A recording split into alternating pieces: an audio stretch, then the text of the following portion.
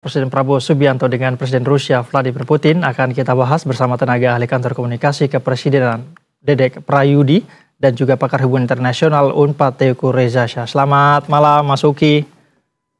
Ya, selamat malam Mas Said, selamat malam Pak Reza. Baik, nampaknya Pak Reza belum bergabung. Kami mendapat informasi masih sedang berusaha untuk bergabung bersama kita. Namun saya akan mulai dulu dengan Mas Uki. Mas Uki, saya mau langsung saja. Jadi apa saja sejauh ini Istana mendapatkan informasi hasil-hasil yang didapatkan setelah pertemuan antara Presiden Prabowo Subianto dengan Presiden Putin kemarin, Mas Uki? Ya, yang pertama-tama yang harus digarisbawahi itu jangan oleh-olehnya dulu, tapi makna persahabatan antara Indonesia dengan Rusia yang sudah berlangsung selama 75 tahun. Dan persis pada tanggal 19 Juni kemarin, 75 tahun ini kick off menuju ke babak berikut karena ada perjanjian-perjanjian atau bukan perjanjian tapi kesepemahaman dari MOU yang ditandatangani, termasuk nanti oleh-oleh yang akan saya bahas. Tapi di sini makna persahabatan tersebut tertuang ya dari pertukaran cenderamata, dari kemudian saling bertukar buku antara pemimpin kedua negara dan lain-lain. Jadi di sini bukan hanya soal kemitraan yang sangat strategis, tapi juga di sini adalah soal ikatan emosional yang sangat dekat ya antara Indonesia dengan Rusia, juga secara personal antara Presiden Prabowo dengan Presiden Putin. Nah, berbicara soal MOU yang tadi mungkin kaitannya oleh-oleh gitu ya. Jadi di sini ada beberapa bidang ya. Yang pertama itu adalah bidang pendidikan tinggi, kemudian juga ada bidang transportasi, lalu juga ada bidang pengembangan digital dan juga ada bidang investasi juga dengan perdagangan. Nah, terkait dengan perdagangan ini tidak hanya dengan Rusia ya, tapi juga Uni Ekonomi Eurasia atau EA-EU, yang dimana di sini isinya ada Armenia, ada Belarus, ada Kirgistan, dan juga ada Rusia. Nah, kita yang pertama dulu. Kalau terkait dengan pendidikan, di sini Presiden mengatakan bahwa Indonesia menginginkan lebih banyak lagi pelajar Indonesia, terutama pelajar universitas ya berasal dari Indonesia, untuk diberikan lebih banyak seat, peluang-peluang belajar di Rusia. Kita sama-sama tahu ya bahwa Rusia ini memiliki pendidikan yang skor STEM-nya itu sangat baik sekali. STEM itu sains, teknologi, dan lain-lain. Nah, itulah yang pertama, dan Presiden Putin juga menyambut ini dengan baik, dan ini sudah ditandatangani di MOU. Nah, angkanya berapa? Ini harus tertuang lagi nanti ke dalam LOA, Letter of Agreement. Nah, kalau terkait dengan, ini ada banyak ini Mas, saya bingung nih yang mana duluan, saya mulai nanti terlalu time consuming.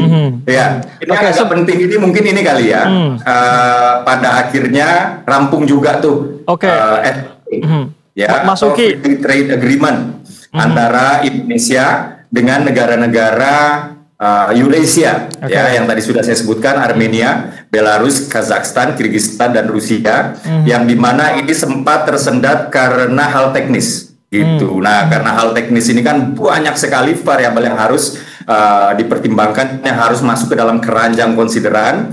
Tapi pada akhirnya ini semua rampung, ini semua selesai, dan Indonesia ya di tengah-tengah situasi global yang serba tidak menentu ini sekarang sudah punya opsi lain untuk ekspor impor atau meningkatkan hubungan dagang dari negara-negara yang tadinya kita anggap itu traditional trading partners gitu. Jadi selama ini kan paling tinggi hubungan dagang kita itu dengan China, Amerika Serikat, kemudian ada Jepang, Singapura, dan lain-lain. Ternyata negara-negara Eurasia, bahkan Rusia sendiri, itu belum masuk ke dalam negara-negara yang kalau menurut kategori tahun 2016-nya ya di Kementerian Perdagangan belum termasuk ke dalam negara-negara yang tergolong traditional trading partners kita.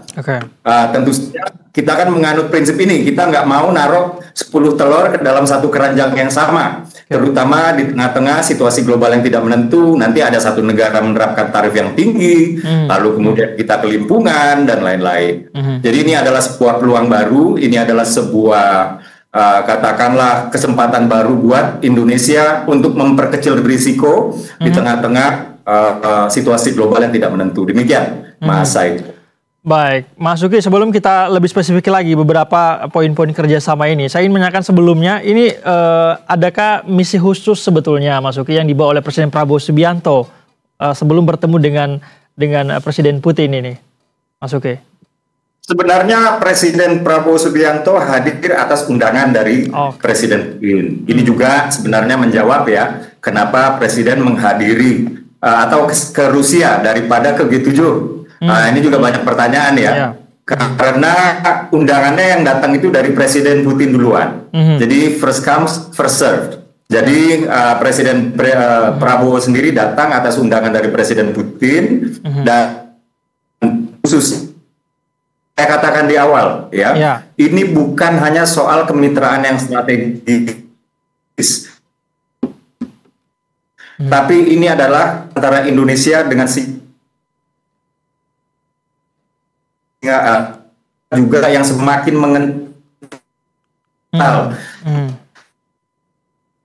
semakin menebal bahwa kemudian ada penguatan kerjasama di berbagai bidang.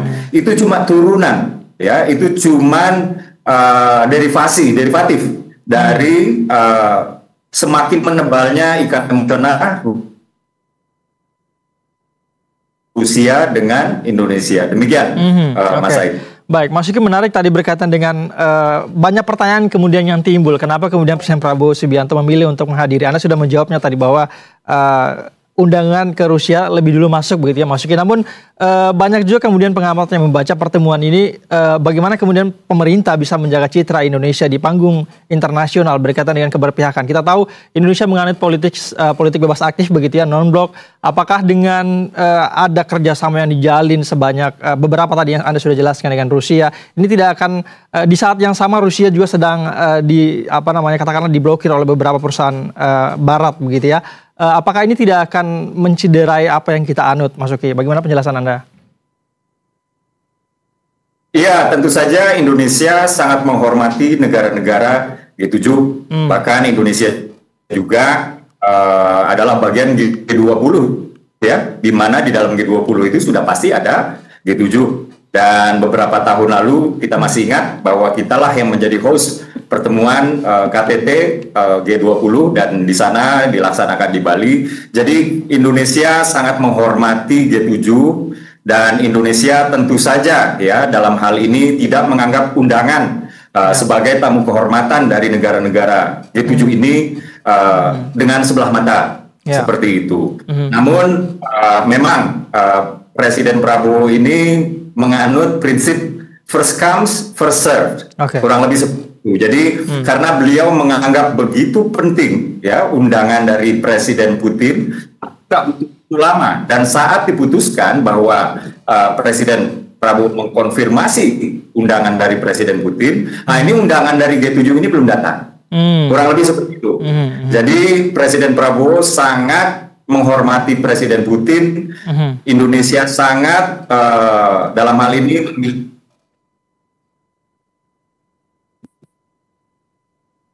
emosional yang baik, sehingga ketika undangan itu datang tidak butuh waktu lama untuk Presiden Prabowo menjawab, mengkonfirmasi bahwa beliau akan menghadiri undangan yang sudah diberikan oleh Presiden Putin tersebut.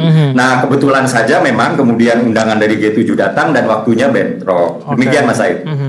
Jadi tidak akan mempengaruhi hubungan Presiden Prabowo dengan negara-negara G7 juga ya, Mas Uki ya?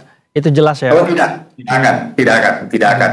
Hubungan tetap mesra, kita tetap bebas aktif, kita tetap non-blok, ya. Dan Presiden Prabowo juga, misalnya ini kalau dikait-kaitkan dengan konteks yang sedang memanas, yaitu konflik bersenjata di Timur Tengah, negara Republik Indonesia sudah membuat statement melalui Presiden Prabowo Subianto bahwa kita menginginkan deeskalasi dari konflik bersenjata yang sekarang sedang terjadi. Indonesia memikirkan korban-korban, ya. Indonesia ingin mengedepankan upaya-upaya diplomasi untuk menyelesaikan apa yang sekarang menjadi sumber ketegangan di Timur Tengah. Demikian, Mas Said.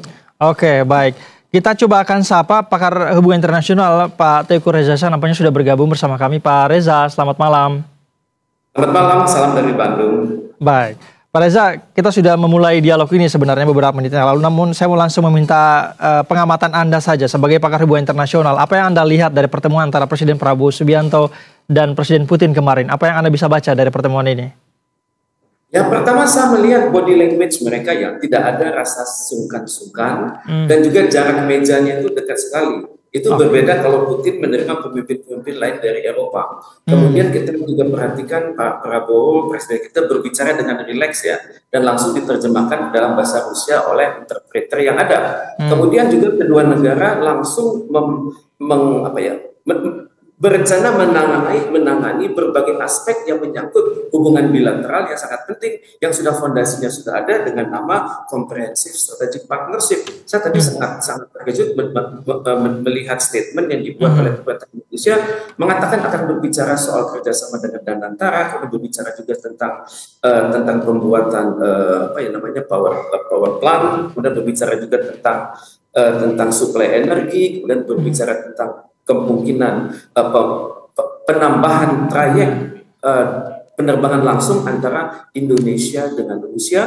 Bahkan Pak Prabowo mengatakan kalau bisa janganlah hanya sekedar Bali, tapi wilayah-wilayah yang lain di Indonesia. Ini dampaknya secara ekonomi besar sekali gitu. Jadi nilai tambah comparative advantage dan competitive advantage akan berada di kedua negara tersebut. Jadi tidak ada keterlibatan negara-negara ketiga dalam mengambil manfaat dari kerjasama bilateral Indonesia dan Rusia ini. Dan saya sangat berharap ada kesiapan dari pemerintah Indonesia. Kita tidak hanya puas dengan memorandum of understanding, kita juga berpikir tentang plan of action, dan kita juga berpikir tentang strategic planning dari kementerian lembaga di Indonesia dalam menangani Rusia ini. Terutama sekali Pak Prabowo mengatakan perlunya pendidikan bagi orang-orang Indonesia di lembaga pendidikan tinggi Rusia. Ini luar biasa. Karena bagi Rusia, bahasa itu sangat penting. Kalau Anda ingin mengetahui kami, pelajari bahasa kami. Jadi saya bisa bayangkan dalam waktu paling tidak 5 tahun, akan banyak ahli-ahli Indonesia yang memahami budaya Rusia dan mampu berdialog dengan Rusia pada tataran psikologis yang sama. Ini tantangan terbesar bagi Indonesia saat ini. Baik, ini sebetulnya Anda sampaikan di awal tadi, ini menyambung apa yang dikatakan oleh Mas Uki juga, bahwa ini bagaimana kita memandang sebagai makna persahabatan ini antara kedua kepala negara begitu ya. Posisi duduknya yang tidak seperti biasanya, rasanya cukup dekat sekali kalau kita lihat tadi malam begitu ya dari Indonesia. Pak Reza, kalau misalnya kita melihat beberapa poin-poin kerjasama ini memang ya, setidaknya yang kami catat ada 4 dokumen kerjasama yang ditandatangani dalam pertemuan tersebut di bidang pendidikan, transportasi, pengembangan digital, komunikasi, dan media massa, hingga yang berkaitan dengan Danantara. Anda sudah sempat mention tadi. Menurut Anda, Pak Reza, kerjasama di bidang apa yang menurut Anda paling strategis untuk Indonesia? Yang paling strategis adalah riset ruang angkasa dan juga riset dirgantara. Karena kita melihat dari pengalaman seminggu terakhir, itu masalah pertahanan negara itu banyak yang berbunyi itu di level udara. Bukan lagi kita berbicara tentang pertahanan darat ataupun laut, tapi udara. Tentunya hal ini kita harus sadar Rusia memiliki kemampuan yang lebih tinggi daripada kita. Mereka lebih awal mengirim astronot ke luar angkasa dengan nama kosmonot Yuri Gagarin, dan itu yang mengagetkan Amerika Serikat. Jadi seperti hemat saya, kerjasama defense, terutama di sektor air defense, itu sangat penting bagi Indonesia. Karena kita belajar dari pengalaman Iran, maka ternyata untuk mempertahankan negara itu tidak perlu dengan senjata-senjata yang sangat mahal, tapi cukup dengan peluru kendali yang fokus. Dan untuk itu Indonesia hendaknya menggunakan kesempatan ini untuk kerjasama dengan Rusia, karena Iran sendiri belajar dari Rusia. Dan untuk itu kedepannya saya pikir wajar kalau kita akan melihat persebaran peluru kendali di berbagai wilayah nasional Indonesia. Tentunya hendaknya kita komunikasikan juga pada negara tetangga, kita tujuannya untuk pertahanan dan bukan untuk penyerangan negara manapun. Yang juga hendaknya kita waspadai adalah sebagaimana akan ada KTT OKI di Turki beberapa hari ke depan. Saya melihat potensi Indonesia untuk memimpin di OKI ini, karena OKI saat ini sedang tidak memiliki pemimpin yang karismatis. Kemudian OKI sangat sulit membuat konsensus. Saya pikir Pak Prabowo, kedatangan Pak Prabowo akan memberi angin segar bahwa beliau dekat dengan Barat, beliau dekat dengan dunia OKI, dekat dengan dunia GNB, dekat dengan dunia Muslim. Jadi saya pikir Pak Presiden kita bisa menjadi perekat OKI untuk benar-benar menjadi penyeimbang, untuk benar-benar menjadi penyambung lidah Iran, dan juga untuk membawa dunia ke dalam keadaan yang lebih baik.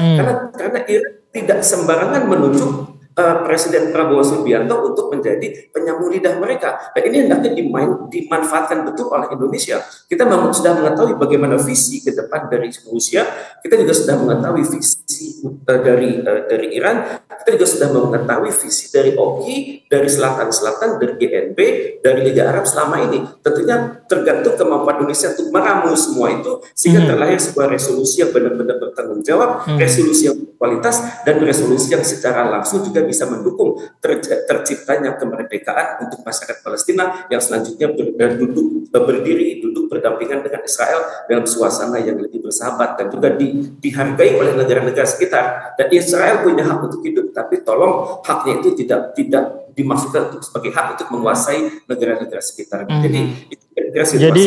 Jadi sebenarnya poin-poin yang sampai sebetulnya semuanya ini penting dan strategis semua untuk Indonesia harusnya ya Pak Reza. Namun menarik tadi mengenai Danantara ini. Saya mau ke Mas Uki. Mas Uki, ada platform investasi bersama Danantara ini dengan lembaga pembiayaan Rusia begitu ya, RDIF kalau tidak salah namanya, senilai 18,1 triliun rupiah. Nanti koreksi jika salah angka ini Mas Uki. Apakah sudah ada informasi mengenai proyek apa saja yang akan menjadi prioritas dari skema dana investasi ini Mas Uki? Ya, belum banyak informasi yang bisa saya sampaikan, tapi ada beberapa hal yang perlu dikonfirmasi ya. Jadi Presiden Prabowo dan Presiden Putin sudah menyepakati pembentukan Russia Indonesia Investment Platform atau RIPNIP ya, dengan modal dasar itu sebesar 2 miliar euro atau sekitar 37,64 triliun yang ditandatangani oleh Danantara dan Russian Direct Investment Fund atau RDIF. Jadi dibentuklah semacam kamar investasi antara Indonesia dengan Rusia, dan ini baru disepakati hari ini. Nah, platform ini bertujuan untuk menyalurkan investasi, lintas batas ke sektor strategis, seperti misalnya satu, infrastruktur, kedua adalah energi, lalu yang ketiga adalah manufaktur high tech. Jadi manufaktur yang berteknologi tinggi dan ketahanan pangan. Dan di RIPNIP ini sendiri, si kamar investasi ini sendiri, ini akan menjadi sarana transfer teknologi, mendorong pertukaran pengetahuan di bidang industri dan juga di penelitian terapan. Jadi ini bukan hanya investasi yang berupa modal capital, tapi juga di sini ada aspek transfer of technology. Jadi di sini bukan hanya soal investasi pinjam uang nanti dikembalikan secara berkala dan lain-lain, tidak seperti itu. Ini betul-betul komitmen dua sahabat ya untuk sama-sama maju. Jadi selain ada nilai investasi yang bisa dinominalkan, di sini ada nilai investasi yang berupa transfer of technology, sehingga dalam jangka panjang teknologi Indonesia atau setidaknya ya dalam jangka menengah Indonesia bisa mengoperasikan teknologi-teknologi canggih yang setara atau dibuat oleh Rusia, kurang lebih seperti itu.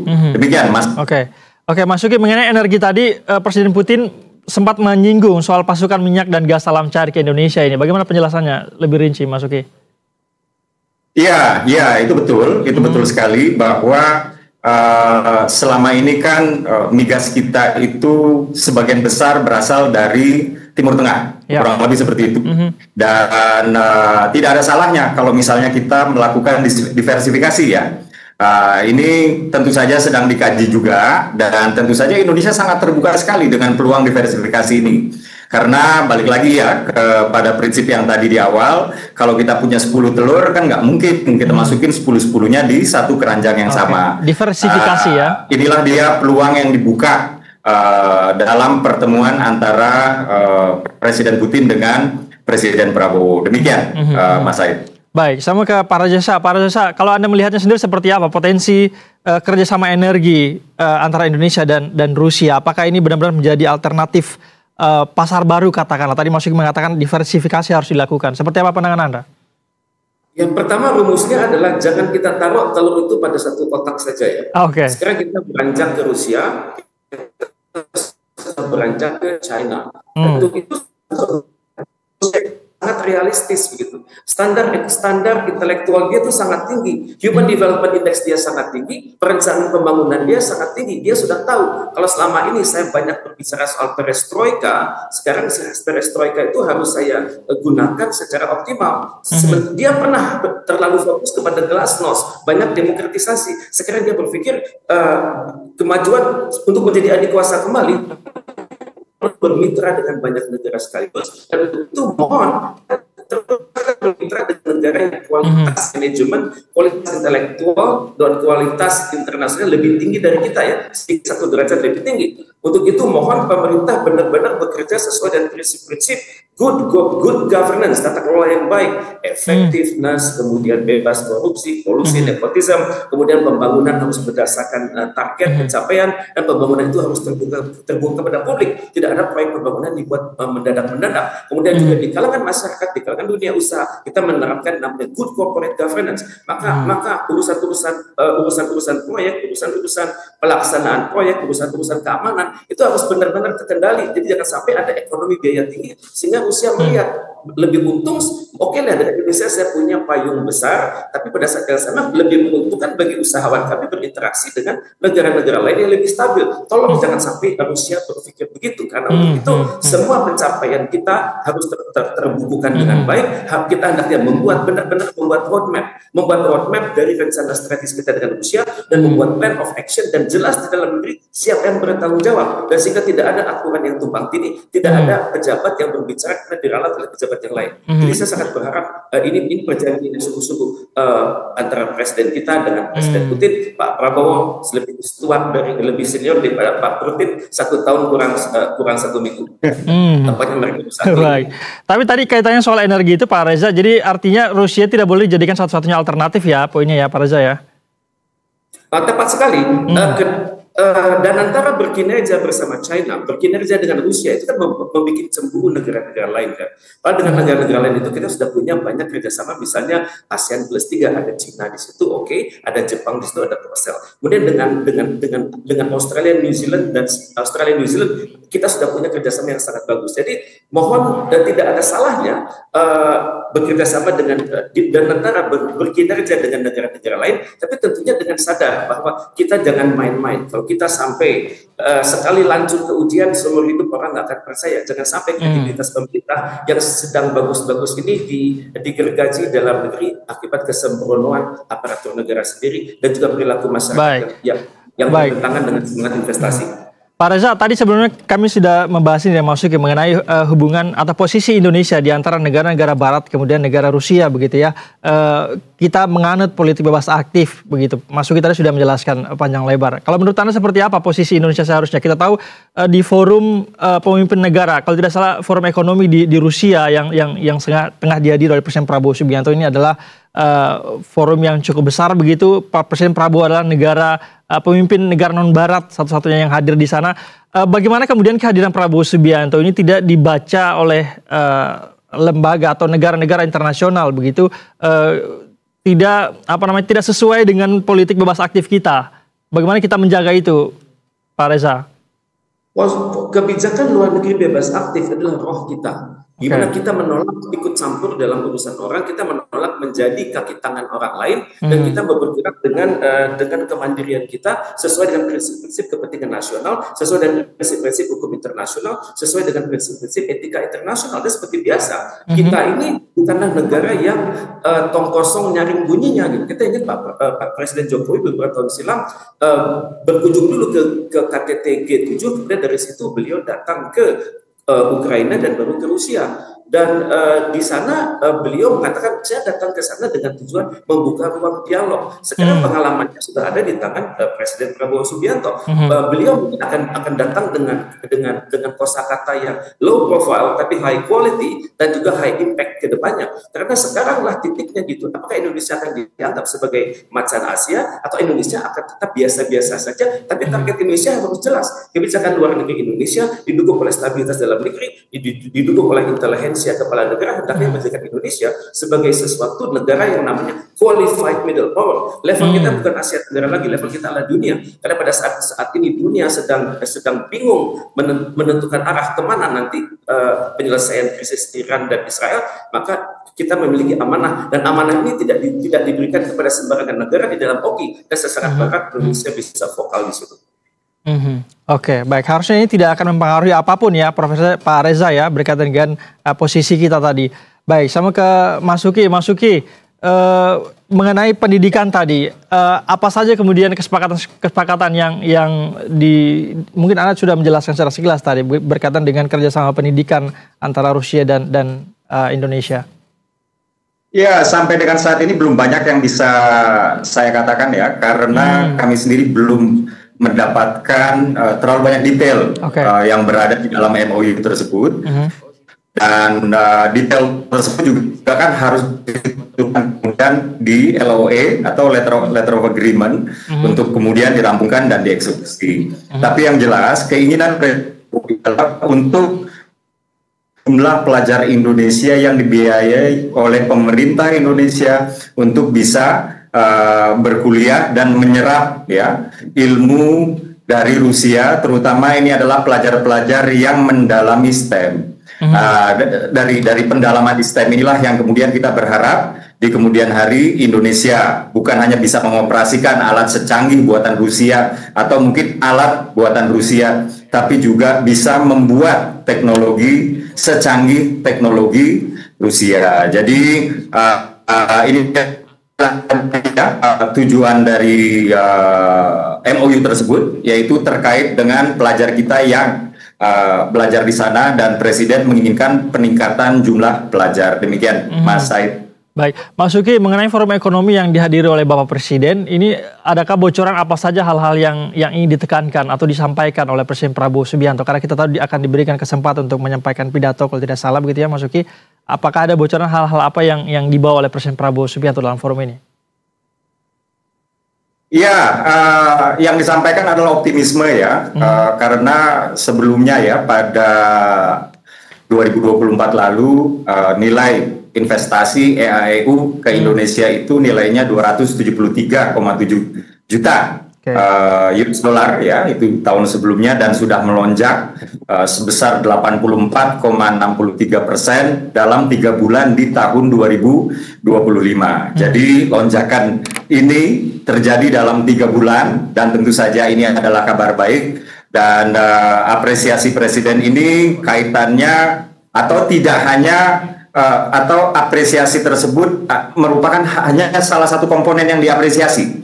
Artinya sebenarnya yang diapresiasi oleh Presiden Prabowo terkait dengan persaudaraan ya. Kalau misalnya memang ini bisa lebih dekat daripada persahabatan antara Indonesia dengan Rusia yang sudah berusia 75 tahun ini banyak sekali komponen-komponen yang diapresiasi. Sampai dengan tadi kita melihat ya di dalam video yang ditayangkan oleh di TV tadi, bahkan hal seringan penerbangan besar dari Rusia ke Indonesia, yaitu sebanyak 3 kali dalam seminggu saja. Presiden Prabowo itu pay attention, beliau memperhatikan gitu. Jadi sebenarnya kalau kita atau misalnya Presiden nggak pay attention untuk hal ini, sebenarnya ini hal-hal yang wajar saja. Karena ini memang kaitannya tidak terlalu tidak terlalu teknokratis atau tidak terlalu filosofis. Ini kan kaitannya dengan teknis sampai dengan 3 kali dalam seminggu. Termasuk penerbangan ke Moskow ke Bali ya. Moskow Bali diperbanyak. Meminta untuk ditambah lagi rute-rutenya. Jadi banyak hal yang diapresiasi oleh Presiden Prabowo dalam pidatonya. Baik, ke Pak Reza. Pak Reza, kalau Anda melihatnya seperti apa posisi forum ekonomi yang dihadiri oleh Presiden Prabowo Subianto? Seberapa penting seharusnya dimanfaatkan oleh seorang Presiden Prabowo Subianto di forum ini?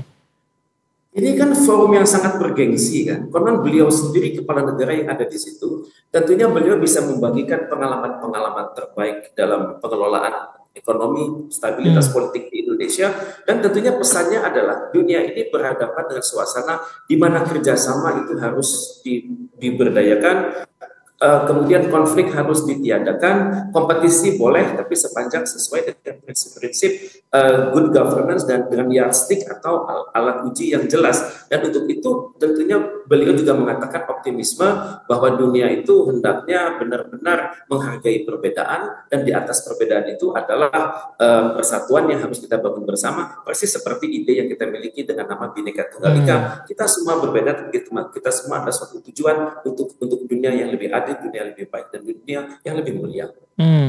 Oke, Pak Reza, kalau pandangan Anda sendiri, apa yang sebenarnya yang seharusnya ditindaklanjuti atau apa mungkin yang perlu dilakukan oleh pemerintah Indonesia agar kesepakatan tadi yang dihasilkan dalam pertemuan antara Prabowo dan Putin ini tidak hanya berhenti di atas kertas begitu, adakah tindak lanjut yang seharusnya dijaga oleh pemerintah Indonesia, Pak Reza? Betul. Memang kebanyakan MOU di dunia itu sifatnya NATO ya, no action talk only ya. Mereka banyak orang cukup puas dengan NATO tersebut. Kita hendaknya benar-benar melakukan pendalaman. Pendalaman itu, perjanjian ini adalah modal kita dan juga modal yang dihargai oleh pihak Rusia. Maka untuk itu kita harus benar-benar mendalami perjanjian tersebut, kemudian melihat aktor-aktor mana saja di dalam negeri yang bisa dioptimalkan untuk mempercepat mencapai harapan dari perjanjian tersebut. Dan juga perjanjian-perjanjian tersebut hendaknya sejalan dengan tujuan Astacita Indonesia, lebih dalam lagi sesuai dengan tujuan pendirian negara Republik Indonesia. Dan kemudian juga tentu kita berpikir pencapaian apapun yang diperoleh Indonesia dan kerjasama internasional hendaknya juga menjadi referensi bagi negara-negara sedang berkembang lain, karena mereka membutuhkan contoh selain dari contoh terbaik yang dibuat oleh Cina. Dan semoga Indonesia bisa menjadi guru yang baik di kalangan negara Asia. Tapi Pak Reza, kalau kita lihat poin-poin itu, apa yang menurut Anda paling urgent atau paling mendesak untuk kita tindak lanjuti dari poin-poin hasil kerjasama yang sudah kita baca bersama? Yang paling urgent adalah basic needs ya. Semua negara di dunia ini basic needs-nya tuh harus terpenuhi. Sandang, pangan, papan, dan ini kan sedang kita lakukan di dalam negeri kan lewat ide-ide energy security dan food security. Kemudian juga kita sama-sama berjuang untuk mencapai target 2030 untuk sustainable development goals. Dan tentunya ini harus kita sadarkan di kalangan negara-negara dunia bahwa ada di antara kita yang berhasil, ada di antara kita yang belum berhasil. Mari kita fokus kepada items-items dari SDG yang merupakan masalah bersama, misalnya pendidikan, masalah penggunaan teknologi tepat guna, kemudian penggunaan air secara benar dan tepat guna, kemudian juga penggunaan transportasi yang berbasis energi masa depan elektrik. Maka tugas Indonesia janganlah terlalu optimis, janganlah terlalu ambisius. Optimis harus, tapi untuk itu kita juga realistis. Mudah-mudahan banyak yang bisa kita sumbangkan untuk dunia, terutama sekali untuk perdamaian. Sekarang titik pentingnya adalah perdamaian. Jangan sampai momentum ini hilang, jangan sampai Indonesia hanya menjadi ekor dari negara-negara lain untuk perdamaian antara Iran dan Israel ini. Kita harus mengambil peran. Kita harus mendesain resolusi Dewan Keamanan PBB, karena kita tahu Rusia akan juga membuat resolusi dalam kapasitas dia sebagai anggota tetap Dewan Keamanan PBB. Semoga ini kali senada resolusi di Majelis Umum dengan resolusi di Dewan Keamanan PBB, sehingga nanti akan kelihatan negara-negara mana yang menjadi penyebab dari pertikaian dan negara-negara mana yang berpotensi menjadi jembatan perdamaian ini. Baik, saya mungkin Mas Uki nampaknya akan meninggalkan dialog kita pada malam ini. Namun Mas Uki, bolehkah sedikit penutup saja, singkat saja dari Anda sebelum Anda meninggalkan dialog kita. Jadi menindaklanjuti apa yang telah dijelaskan oleh Pak Reza tadi, apa hal-hal yang perlu kita lakukan, kita tindak lanjuti agar kemudian kesepakatan ini bisa di follow up begitu, Mas Uki? Ya, betul sekali tadi apa yang diungkapkan oleh Pak Reza ya, bahwa MOU itu adalah permulaan. Dia tidak boleh berhenti di MOU.